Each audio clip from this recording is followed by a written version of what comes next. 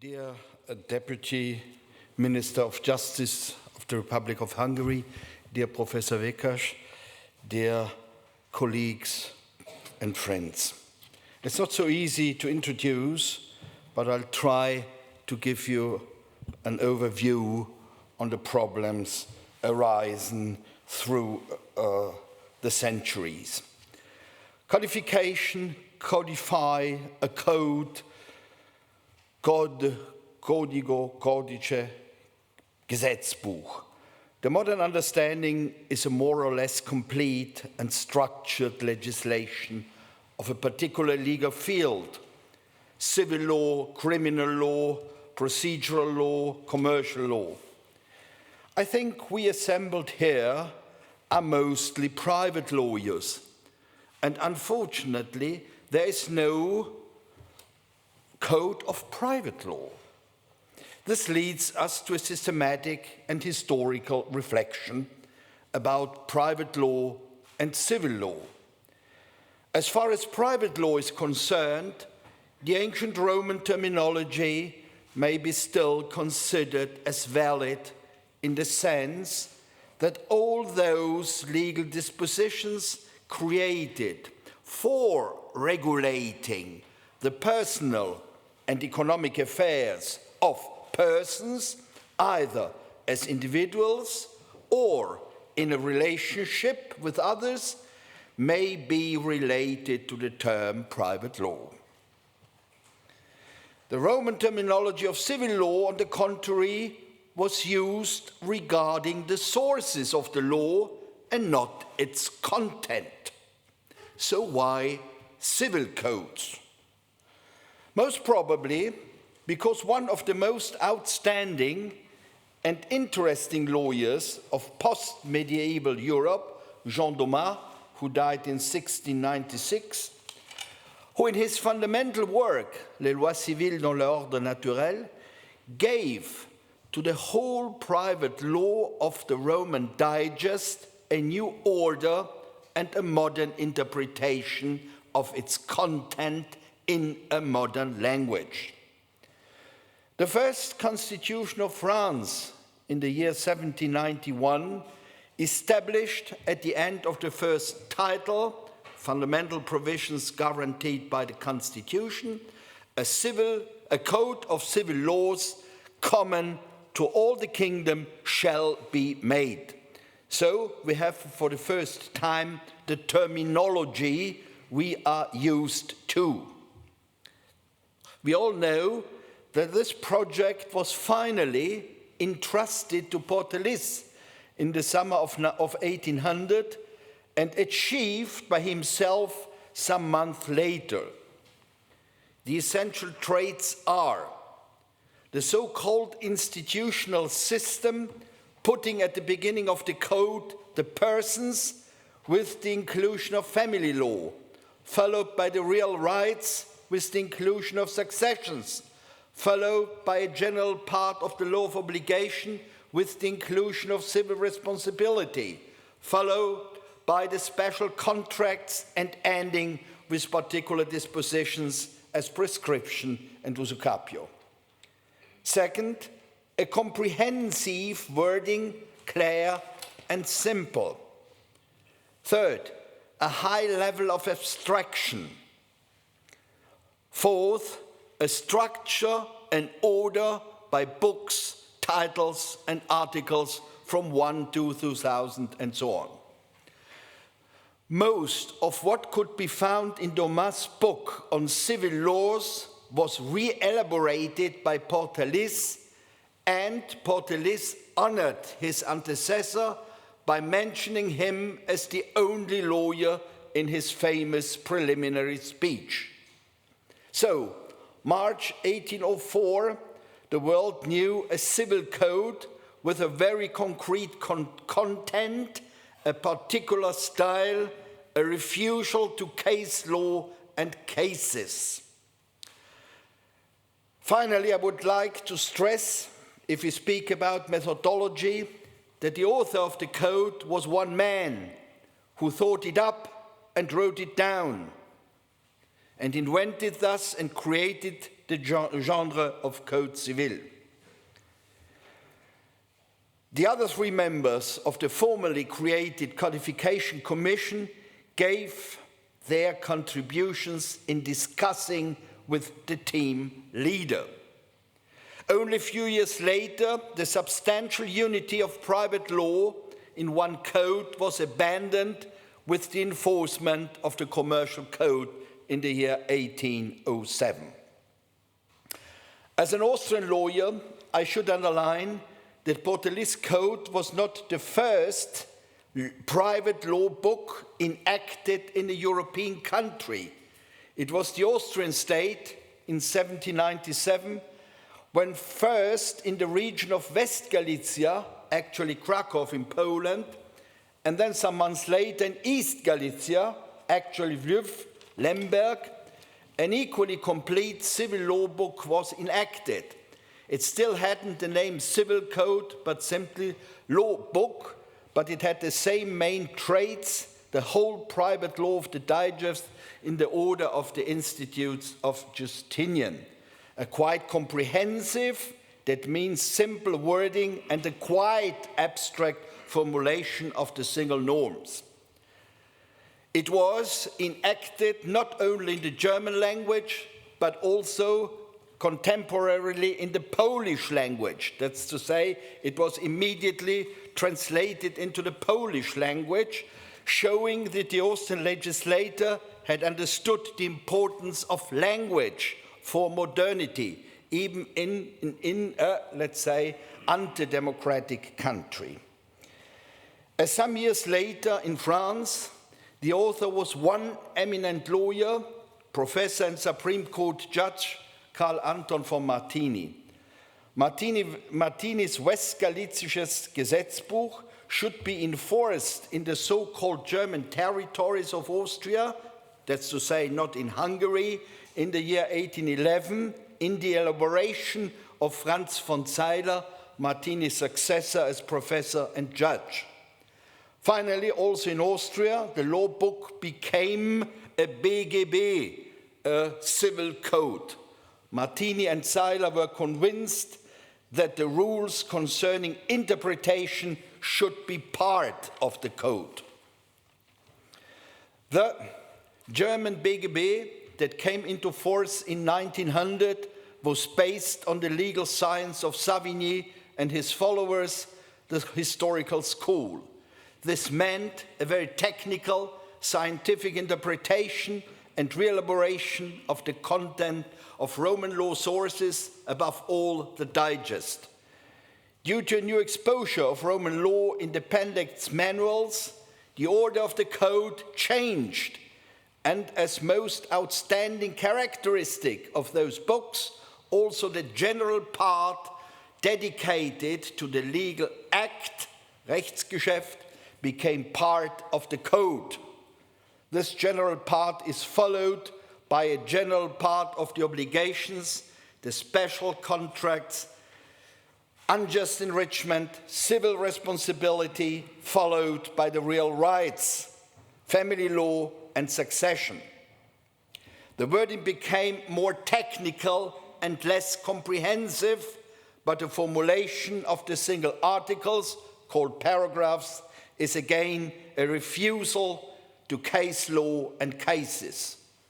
Already in 1897, a commercial code, Handelsgesetzbuch, had been enforced in Germany and before in Austria. Many countries worldwide had already enforced a civil code during the 19th century, either adopting the French one or adapting it. Others followed during the first half of the 20th century, and finally others changed their codes or rewrote them. The classical example remains Italy in 1942. But the Italians did not only recodify, following by the most their former French code, but they reconduced commercial law into the civil code, and so they did with the existing norms on labor law. thus proposing again a complete private law code.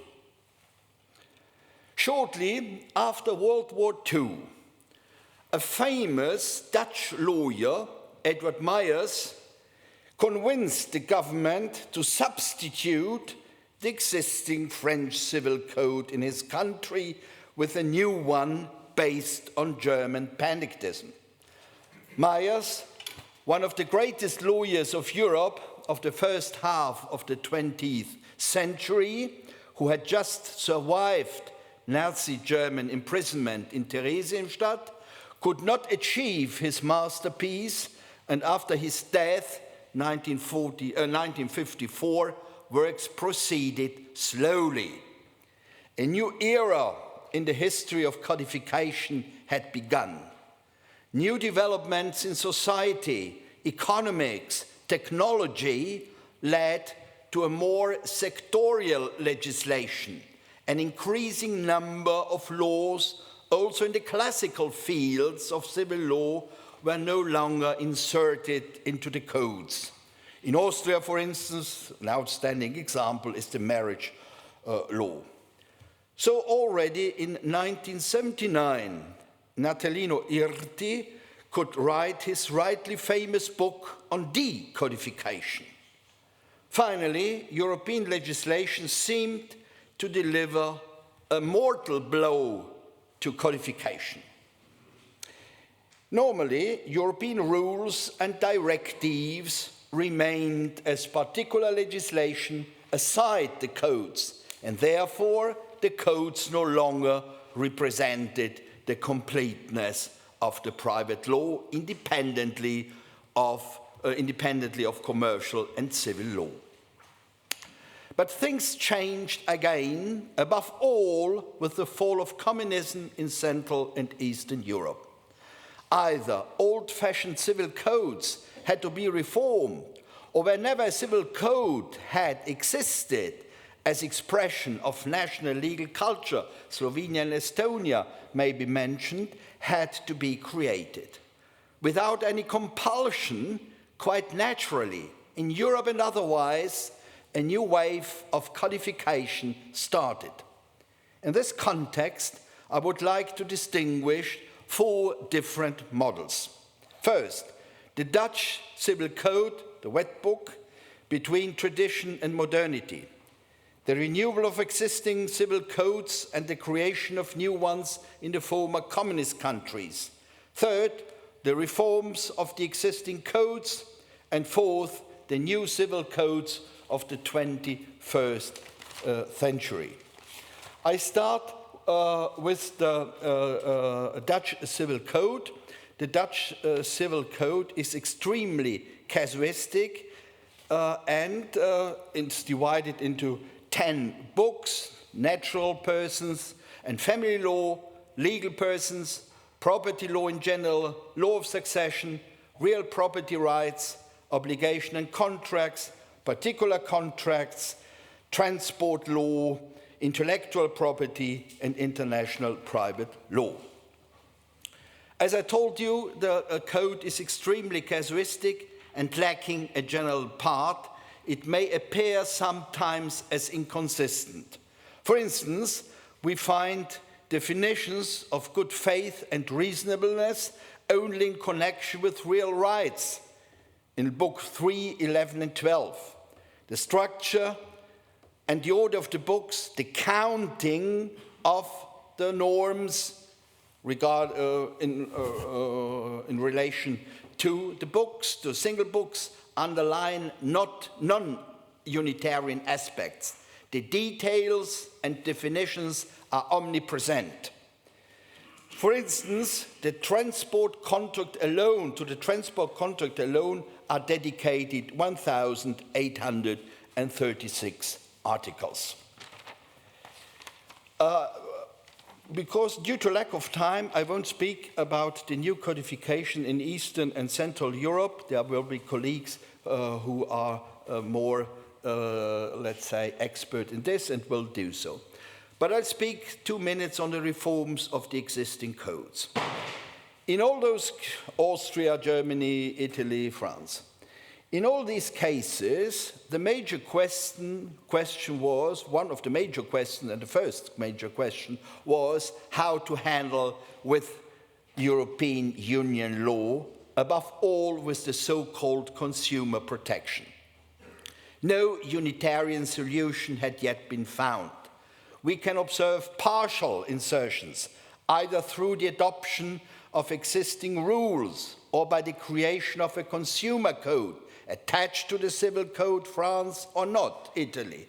The creation of a partial code, Konsumentenschutzgesetz in Austria, or the existence of many single laws. Partial reforms of the law of obligation have been accomplished in 2002 in Germany, some years ago in France. Also, the law of succession had been the goal of various reforms. Even if the assertion is heard that without the reforms, the codes would have suffered substantially, they resisted structurally and also as far as the content is concerned. That's to say, in the long way, if you have a look at the reforms of the obligation of Germany and France, they may be in some ways incisive, but not being as a general view. To my mind, the major and most important changes are referred to the insertion of particular interpretation by the courts, which had become an authentic Richterrecht in France and in Germany as well. That's to say, the right of the judges. The insertion of Richterrecht is, to my mind, the most important aspects of the reforms of the codes. I pass to the three new codes of the 21st century. The three new codes show how deeply the traditions of the 19th century are still alive. Brazil 2002 was a very interesting, let's say, a debate that preceded introduction. Argentina in the year 2014, and finally China in the year 2021. I start with Brazil, only a very short overview. They have the new Brazilian code has two main parts, a general part composed of three books, persons, goods, and legal acts. Then a special part, a book on the law of obligation, book on real rights, family law and succession, a quite classical pandistical system. What is interesting as far as for instance, I told you about the Netherlands 1,800 articles of transport law. The transport law in Brazil has been codified in the paras in articles 730 to 756, that's to say 26 articles.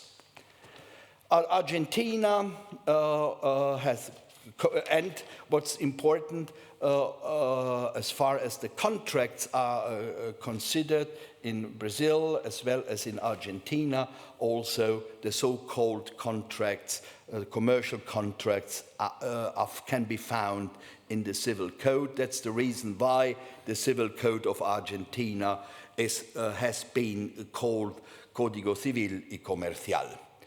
Again, a general parts dedicated to persons and legal acts, family law, law of obligation, real rights, successions, and finally, comments between personal and real rights. China, again, first book, a general part with a very good definition to my mind of the Civil Act in the Article 133, a civil juristic act is an act through which a person of civil law by expression of intents, expression of intents, Willenserklärung, creates, alters, or terminates a civil juristic relationship. And then follows the definition of expression of intent. Second book, real rights. Third book, contracts, general parts, and typical contracts.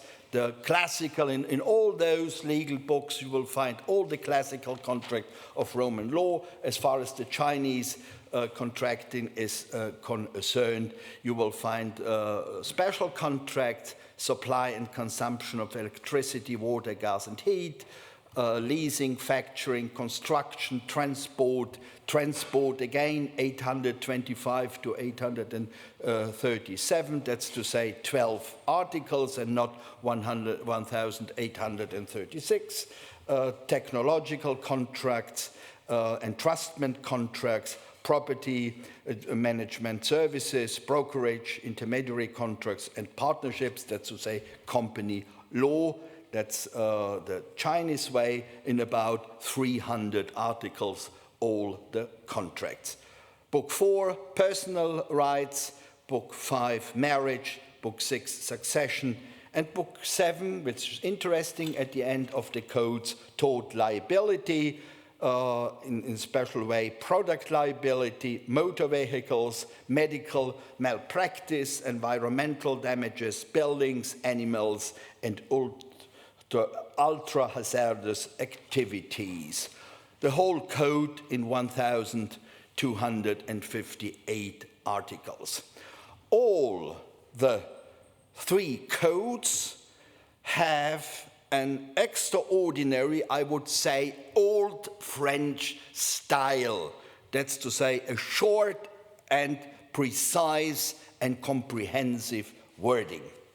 So, 3 very new and coherent codes are based structurally and substantially deeply in our common tradition. And of course, there are differences to European codes as there is no European legislation. For finishing, in order to stay in my time. At the end of the day, I am deeply convinced of some aspects, and now we are speaking about methodology. First, I'm convinced of the perdurating importance and usefulness of codifications. And as the most recent examples have shown, comprehensive also of commercial law, thus stating the importance of a complete codification of private law.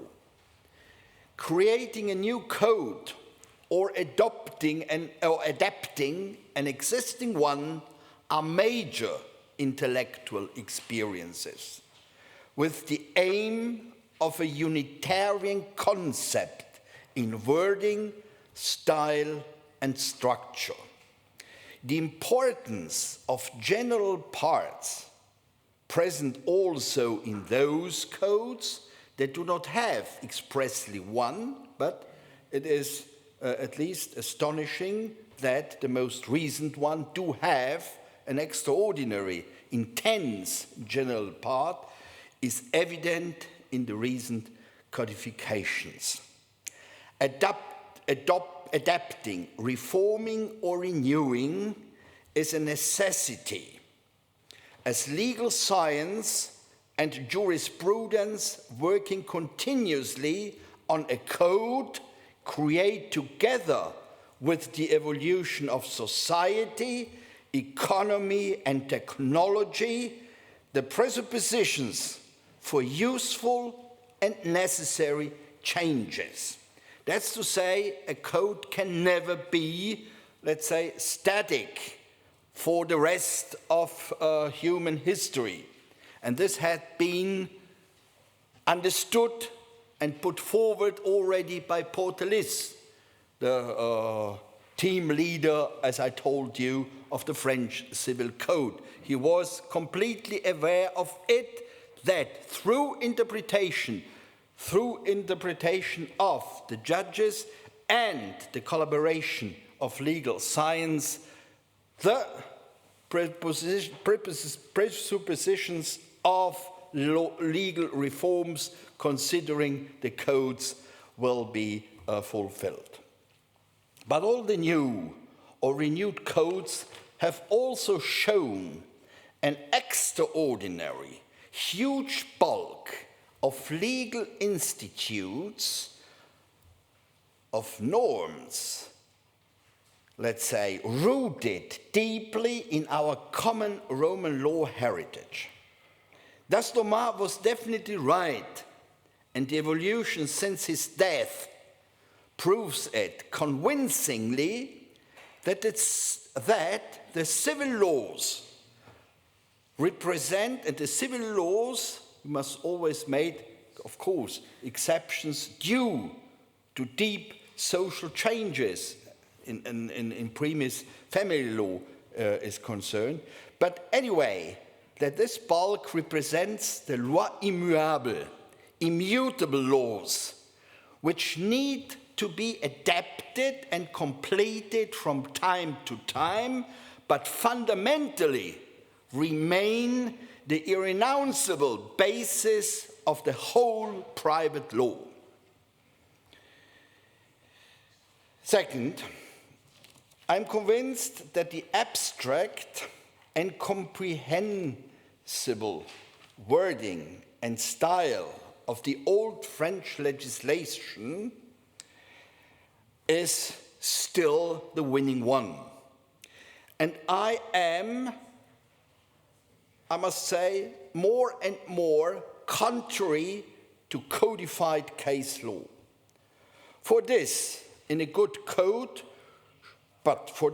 in a perfect code, should appear, first, rules regarding interpretation, essential to permit the codes to be applied and, à la longue, through legal science and jurisprudence, be corrected and reformed.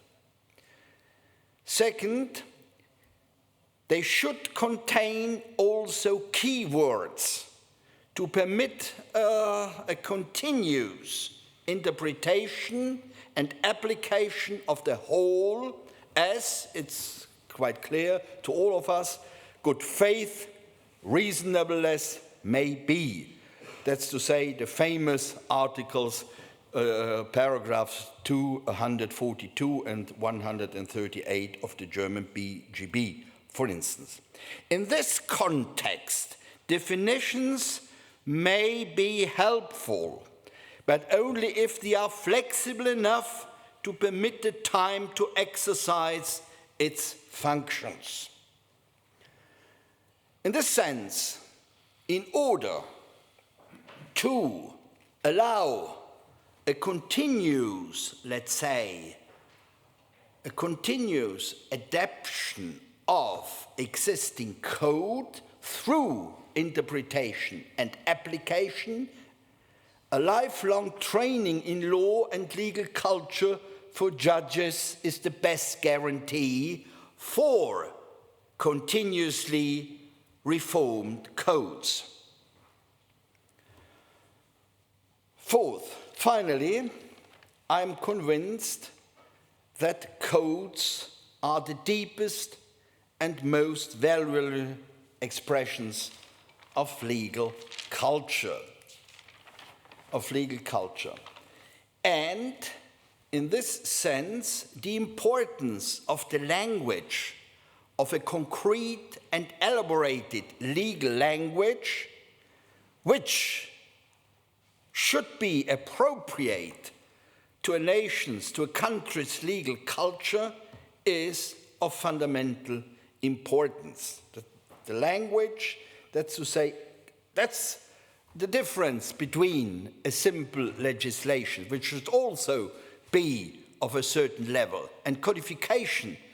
Through the codification and even through the renewal, through the adaptation of the codes, you should, as legislator, be able to give your best as far as the language is considered. So if I spoke that the codes are the deepest and most valuable expression of legal cultures, this, yes, there does, and this is my conclusion, there does not exist just one model, as we can say, this is now the best civil code. As I told you, the civil codes are the best and deepest expressions of legal cultures. So there are many concepts within the term of civil code, as I have shown. There is a fruitful variety, and this fruitful variety should coexist within the concept of civil code. Civil law or private law, European rules or not, abstract styling and even cases. This variety is, to my mind, an enormous richness. And each new code or each adapting of an existing code is an inspiration for further reformers in many countries. That's the sense, and that's, let's say, the task, that's the vocation, to speak with the words of Savigny, of our time, to know each other through our differences in order to amend our single legal systems. Codes are the utmost and highest expression of legal science and jurisprudence. They cannot be born and exist without them. And mirror inverted, legal science and jurisprudence cannot exist without the codes. Thank you very much for your attention.